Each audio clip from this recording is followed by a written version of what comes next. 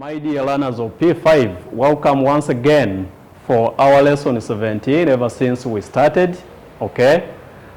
I remember in our previous lesson, I left you with some activity. I believe 1 or 2, 3 members, friends of ours might have messed up somewhere. So before we start today's lesson, okay, I expect you to settle. I know there are those that were washing utensils, those that were watching television. So can we first settle, leave whatever you are doing, stay in a place that is convenient for you, pick a book, a pencil, and a pen, because these are very important in our lessons. So I'm giving you 1 minute to settle before we can proceed with our today's lesson. Yes, I believe everyone is there, okay? And in today's lesson, we are winding up. We are coming to the end of our topic, climate. I think we are left with 1 or 2 lessons, and we shall be closing the chapter about climate. So for today's lesson, we are going to look at another system of livestock farming, and that is pastoralism. Everybody say pastoralism, okay? Can you spell this word pastoralism? Pastoralism. P-A-S-T-O-R-A-L-I-S-M,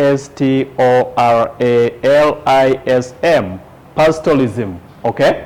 So just like I promised, we shall be doing corrections, and in this case, we are no longer sending you the corrections written in there, because we realized you would just copy and transfer to the activity we normally give you.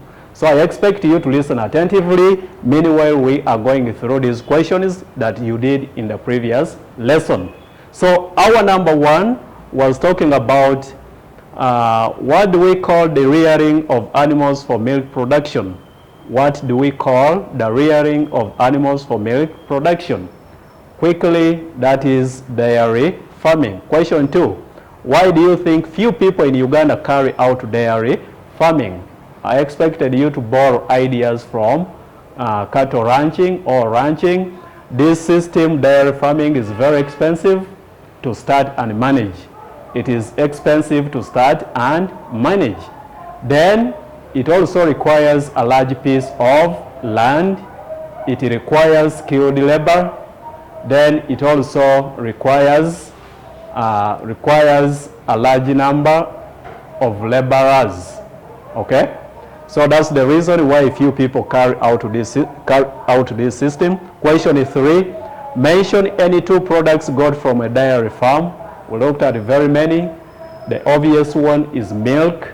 We talked about the ghee, manure, the cheese, the yogurt, okay? Then, which challenges do animal farmers face in their work? And you were told to give 2. So the first challenge, you can talk about cattle rustling or cattle theft. You can also talk about inadequate pasture. You can talk about inadequate water, okay?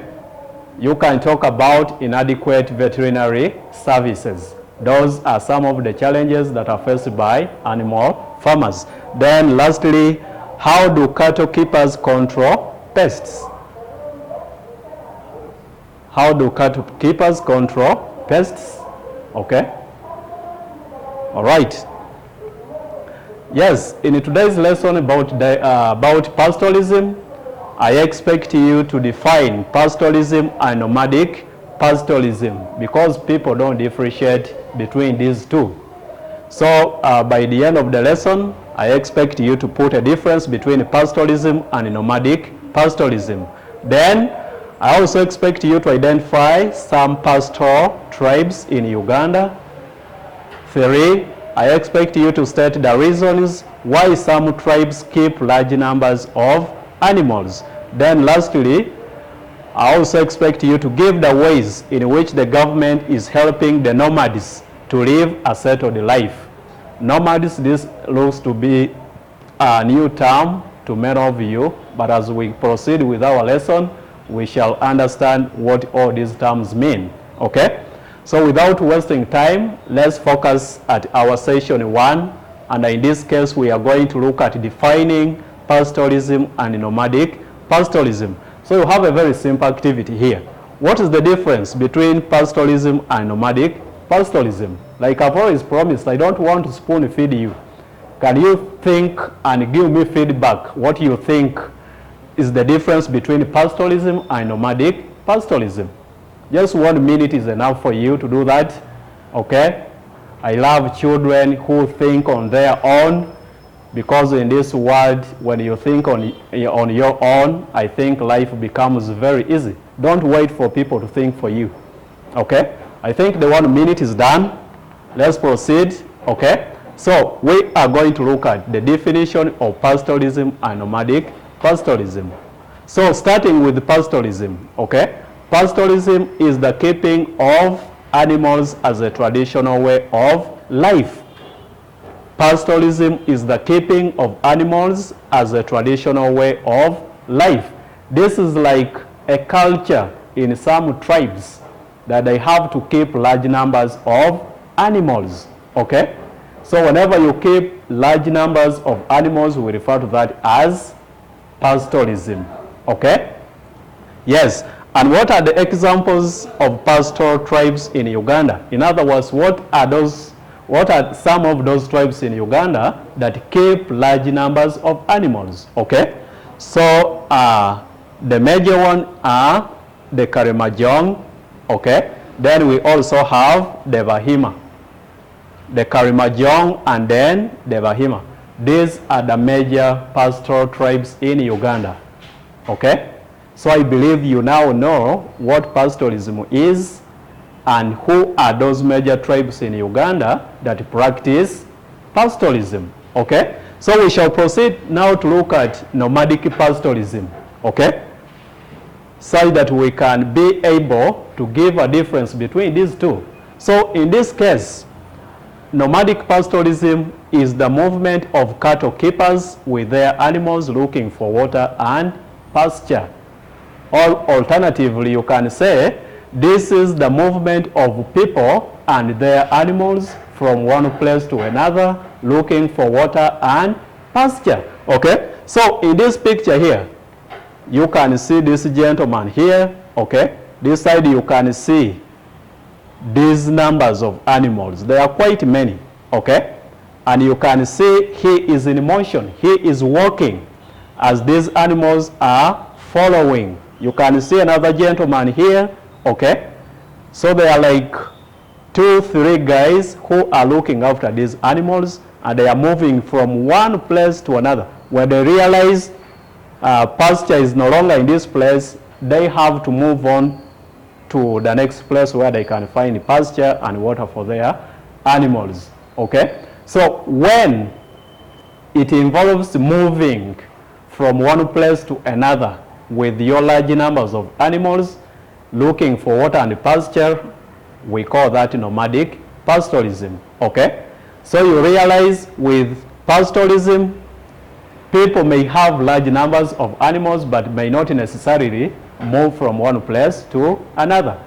But with nomadic pastoralism, these people move from one place to another, okay? So they can, for instance, ask you from here, who is a nomadic pastoralist? Who is a nomadic pastoralist?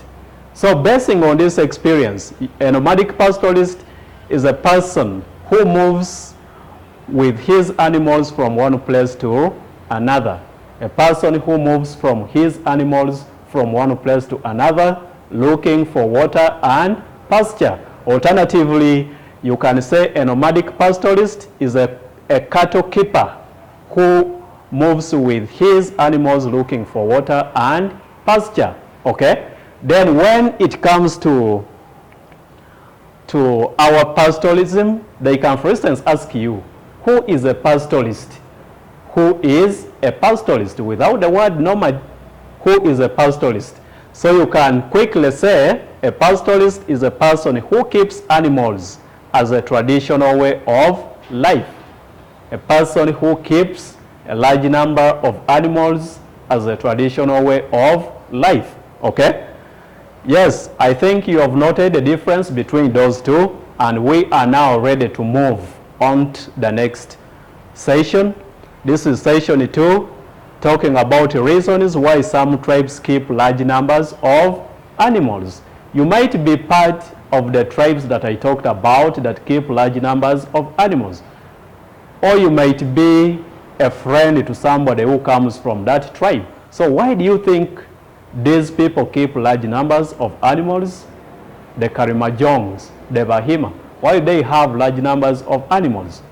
Can you take some 1 minute and think about why you think some tribes like the Karimajong keep large numbers of animals?